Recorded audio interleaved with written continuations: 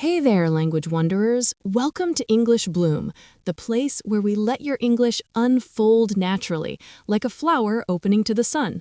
I'm Sarah, and if you've been with me before, you know I love those aha moments that make everything click. Today's episode is called Your English Teacher Never Told You This Trick, and I'm not exaggerating. Picture this. I was in a high-stakes meeting a few years ago, presenting an idea to some very serious clients. My slides were perfect, my vocabulary was spot on, but the room felt cold. Then, without thinking, I said, "Look, we're not just building a product here, we're planting a seed that could grow into something none of us has imagined yet." The whole energy shifted. People leaned in. One woman actually smiled and said, "I love how you put that." That single sentence, that tiny shift from literal to metaphorical, did more for my credibility than any grammar rule ever had. And here's the wild part. No textbook, no lesson plan, no teacher had ever explained why that worked. They taught me conditionals, they drilled phrasal verbs, they made me memorize collocations, but they never handed me the secret map that shows how English thinks. So today, I'm giving you that map. If you're an advanced learner, maybe a professional juggling Zoom calls in English, a student writing nuanced essays, or just someone who wants their spoken English to feel alive and persuasive, this episode is for you. Stick around because by the end, you'll have a practical, brain-hacking trick you can start using tonight. How are you feeling right now? Energized? A little skeptical? Both? Good. That's exactly where the best learning happens. Let's dive in. So, what is this trick your English teacher never told you? It's not another list of idioms. It's not just think in English. It's deeper and honestly more beautiful. English, like every language, is built on conceptual metaphors. These are the invisible frames our minds use to understand abstract ideas by mapping them onto concrete experiences. We don't just use metaphors for poetry, we live inside them every day. Cognitive linguists George Lakoff and Mark Johnson wrote an entire book about this back in 1980 called Metaphors We Live By. Most English teachers, they've never read it. Or if they have, they didn't bring it into the classroom. Let me give you an example that will blow your mind. When we talk about time, what do we say? I spent 2 hours on that report. Don't waste my time. That meeting cost me the whole afternoon. I need to invest more time in my pronunciation practice. We're treating time like money. Time is money. That's the conceptual metaphor. And once you see it, you can't unsee it. It shapes how we plan our days, how we feel guilty about wasting an evening, even how we negotiate deadlines. Now, here's the trick. When you start noticing these metaphors consciously, you stop translating word for word from your first language and start thinking in the same conceptual world that native speakers inhabit. That's when your English stops sounding correct and starts sounding natural. If you're listening right now and thinking, "Wait, Sarah, is this just fancy linguistics talk?" I promise it's not. This is the practical shortcut advanced learners have been missing. Let's look at a few more that show up constantly. I'll give you the metaphor, then the everyday language it creates, and then a quick learner spotlight so you can steal it immediately. First, argument is war. We don't just disagree, we attack weak points, defend our position, shoot down ideas, and sometimes we even win or lose the argument. You'll hear this in boardrooms, in politics, even in friendly debates with friends. Learner spotlight?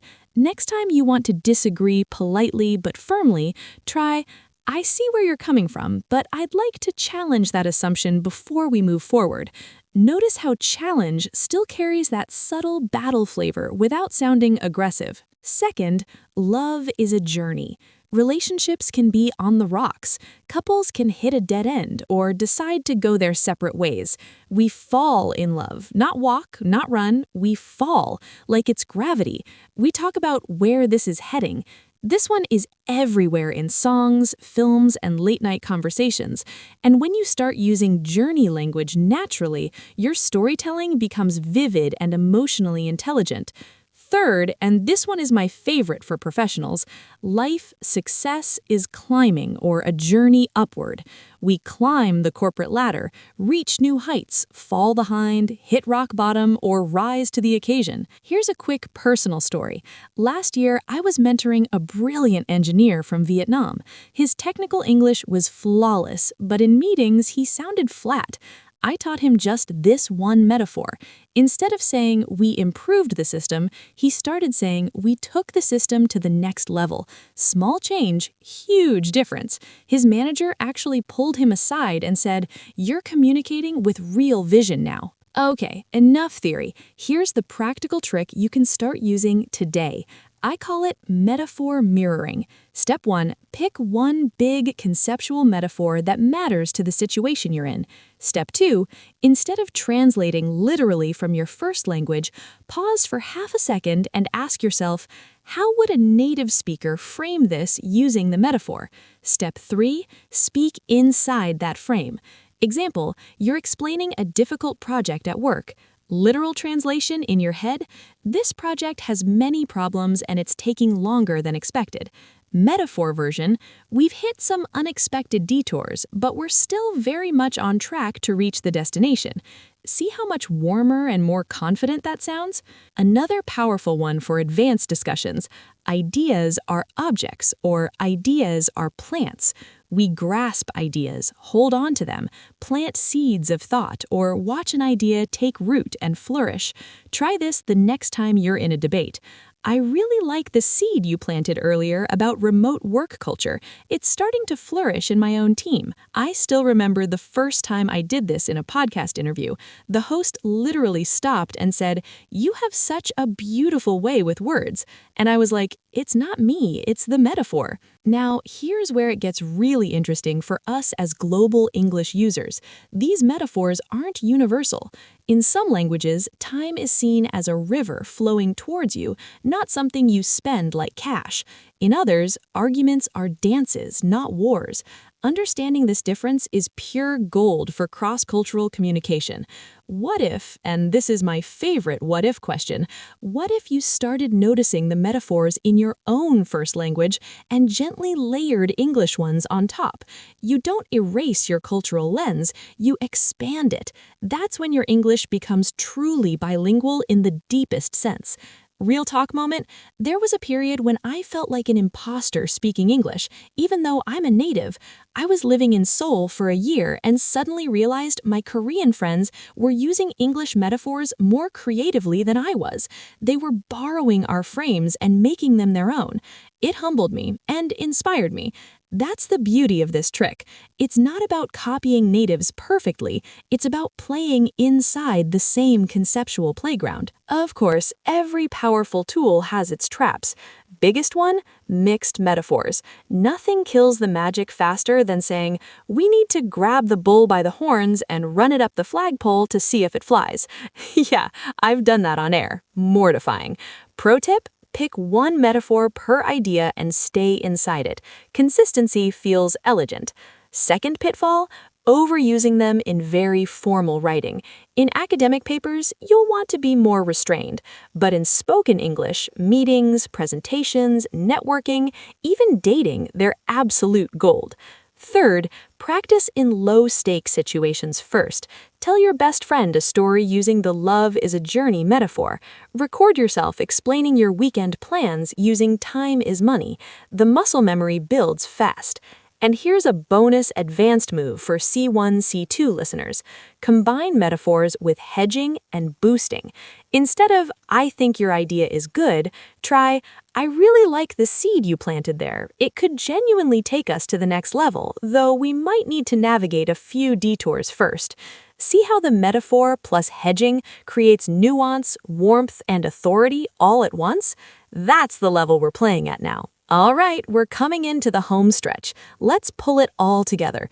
Your English teacher never told you this trick. English runs on conceptual metaphors. Once you see them, you can step inside them. Key metaphors we covered today: time is money, argument is war, love is a journey, life success is upward movement, ideas are objects or plants. Your homework, and I really hope you do this, pick one situation this week, a meeting, a conversation with a friend, even a voice note to yourself, and consciously use one metaphor frame. Then come back and tell me in the comments or DMs how it felt. I read every single one. Quick vocab/idiom spotlight before we go. Hit a dead end means reach a point where no progress is possible. Take something to the next level means improve it significantly.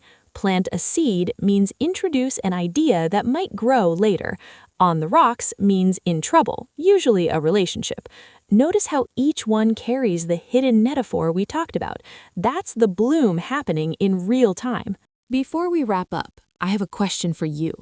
What's one situation where you wish your English felt more natural and persuasive? Reply wherever you listen and use the phrase, "I wish I could." I'll feature some of your answers in the next episode. Speaking of next time, we're going to explore the surprising power of English understatement, how saying less can actually say so much more. You won't want to miss it. If this episode made you see English in a new light, I'd be so grateful if you shared it with one friend who's also on this language journey. And if you're not already, hit that subscribe button so you never miss an episode. Thank you for spending this time with me. You're doing the beautiful, brave work of growing across languages and cultures, and I'm genuinely proud of you. Until next time, keep noticing the metaphors, keep speaking with heart, and keep letting your English bloom. I'm Sarah. Talk soon.